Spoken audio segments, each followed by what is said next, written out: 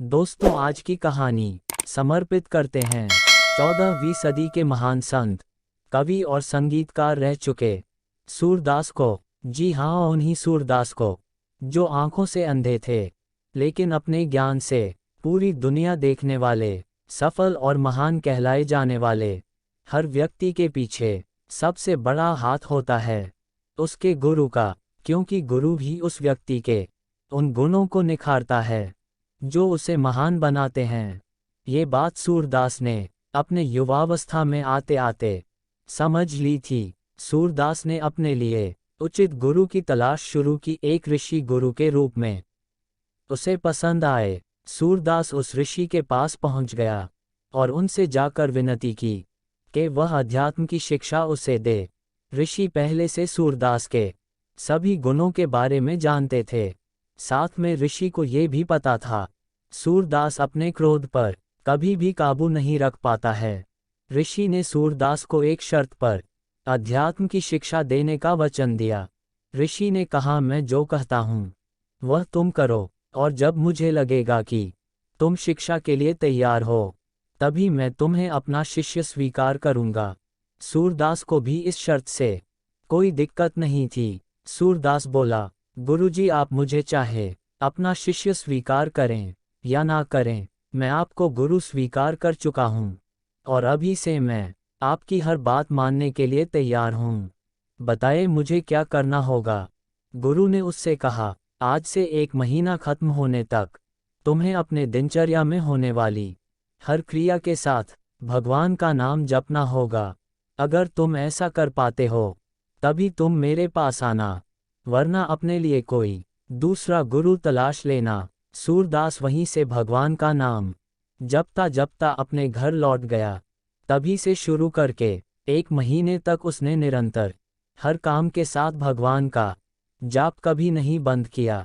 1 महीना खत्म होने पर वह गुरु के आश्रम की ओर आ निकला।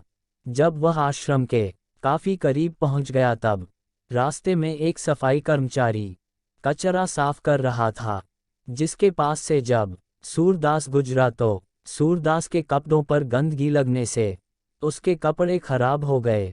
सूरदास को इस बात का एहसास होते ही उसे बहुत गुस्सा आया। उसने ऊंची आवाज में उस सफाई कर्मचारी को डांटा और उससे कहा, क्या तुम भी अंधे हो गए हो? तुम देख नहीं सकते? मेरे कपड़े तुमने खराब कर दिए। सफाई कर्मचारी ने सूरदास से माफी मांगी, लेकिन सूरदास का गुस्सा कम ना हुआ और वह वापस अपने घर की ओर लौट गया। सूरदास अपने घर पहुंचकर अपने कपड़े बदलकर फिर से गुरु के आश्रम पहुंचा।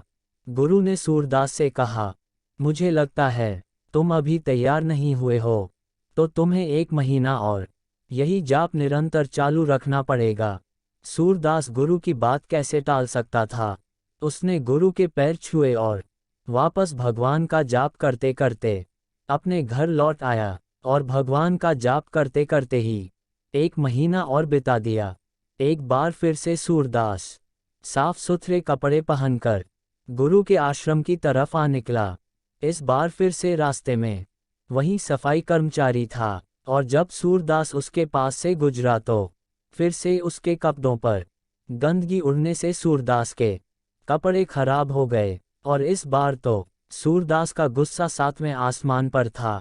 अगर सूरदास देख पाता तो शायद उस कर्मचारी को मार ही देता। सूरदास ने फिर से गुस्से में कर्मचारी को डांटा, भला बुरा कहा और फिर से अपने घर जाकर कपड़े बदलकर गुरु के पास आ पहुंचा। इस बार भी गुरु ने वही बात दोहराई, अभी तुम तैयार नहीं हो, तुम्हें 1 महीने तक और ये कार्यक्रम जारी रखना होगा।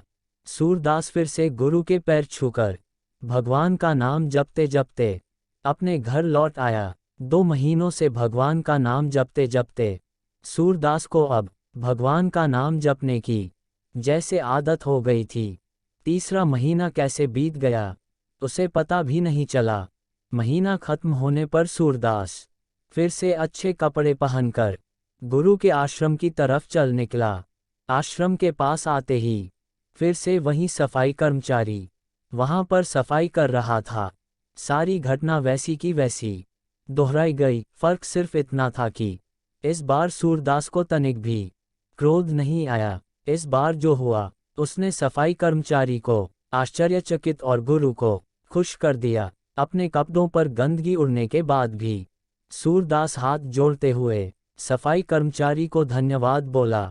सूरदास बोला कि धन्यवाद, आपने मुझे मेरे क्रोध को नियंत्रण में लाने के लिए बहुत मदद की है। सूरदास इस बार बिना कपड़े बदले ऐसे ही अपने गुरु के पास पहुंचा। तब गुरु भी उस पर खुश होते हुए बोला, आओ मेरे प्रिय शिष्य, अब तुम बिल्कुल तैयार हो। चलो, तुम्हारी अध्यात्म की शिक्षा शुरू करते हैं। दोस्तों, ये सुंदर कहानी हमें ये सिखाती है कि सच्चा गुरु वही होता है जो शिष्य की सभी खूबियों के साथ उसकी कमियों को भी जाने, और ना सिर्फ उसकी कमियों को जाने बल्कि उन्हें कैसे दूर करना है उसके उपायों के बारे में भी जानता हो। शिष्य को भी देख परख कर अपने गुरु का चयन करना चाहिए, और एक बार जिसे गुरु मान लिया, पूरे विश्वास और श्रद्धा से उसका हर कहा मानना चाहिए। दोस्तों, आपको इस कहानी से क्या सीख मिली, हमें कमेंट करके बताएं। कहानी अच्छी लगी तो लाइक कीजिए और ऐसी ही कहानियों के लिए हमारे चैनल को सब्सक्राइब कीजिए।